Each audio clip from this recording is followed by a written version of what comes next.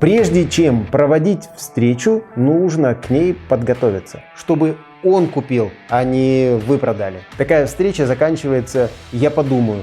Это не значит, что теперь можно проводить встречу в трусах. Это 5 плюсов, которые мягко расположат вас к клиенту. То есть встречи в сетевом – это ваш тотальный фокус.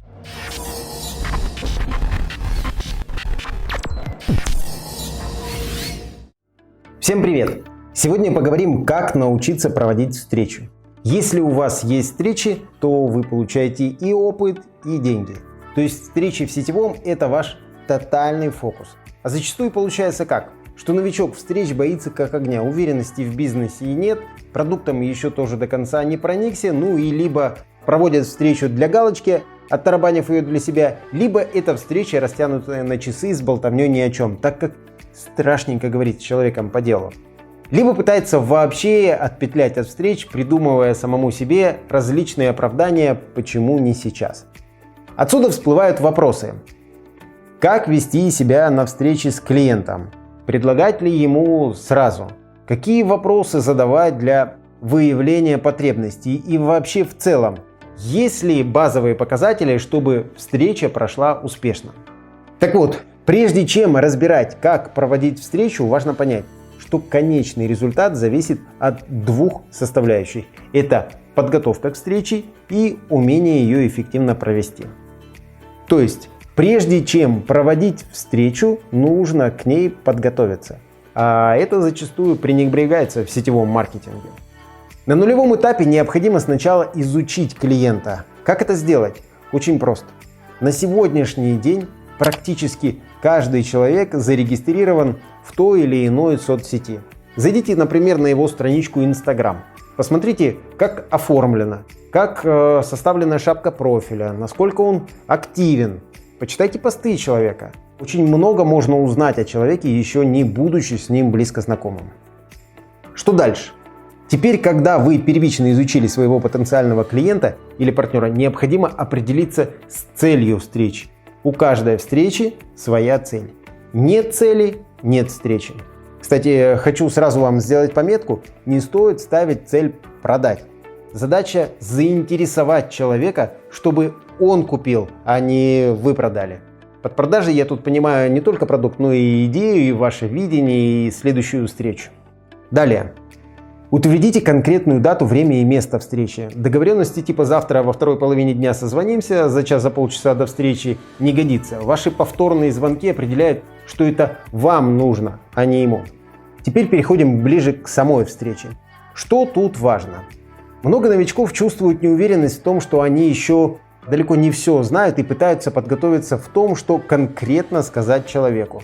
Именно поэтому на такой встрече, как правило, идет монолог, где начинающий дистрибьютор старается максимально расписать все характеристики продукта, рассказать, какой он классный и как он всем нужен. Короче, стремится рассказать обо всем.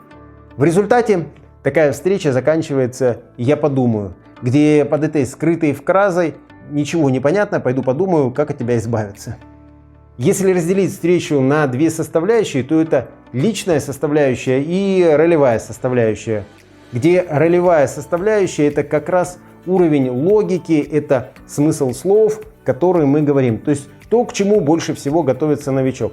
Так вот, уровень влияния на клиента ролевой составляющей не более 10%, в то время как личная составляющая – это не менее 90% влияния.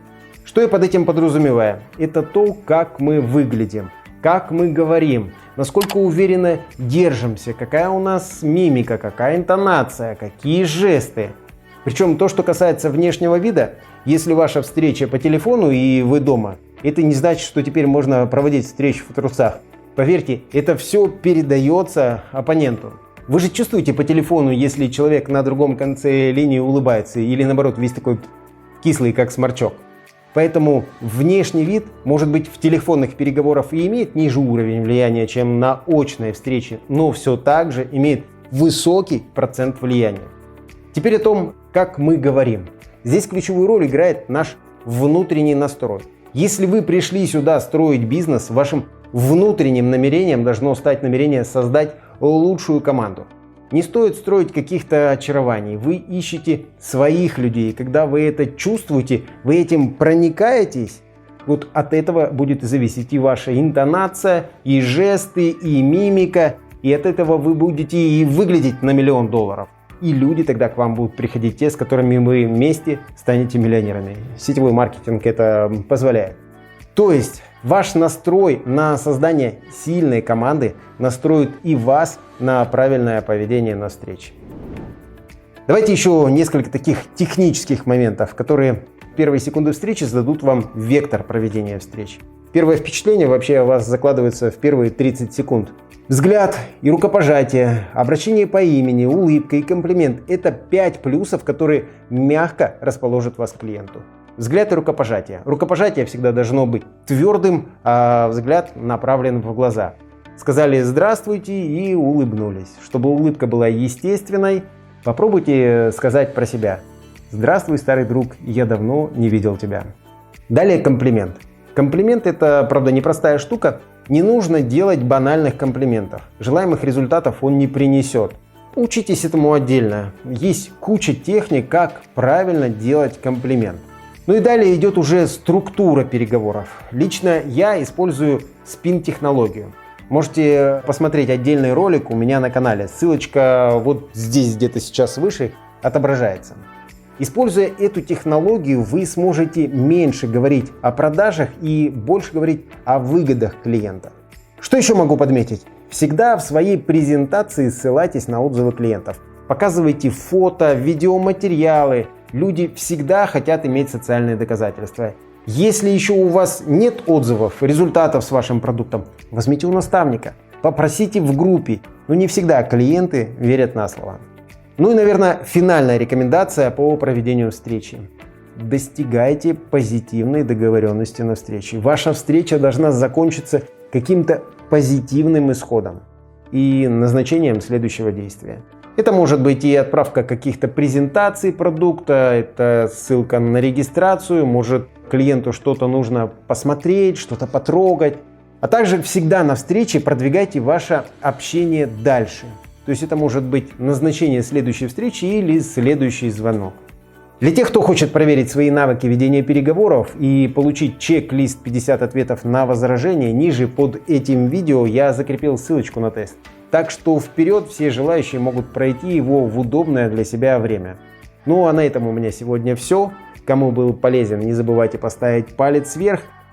И подписывайтесь на канал. Здесь каждую неделю вы будете получать полезную информацию для продвижения в MLM. Пока!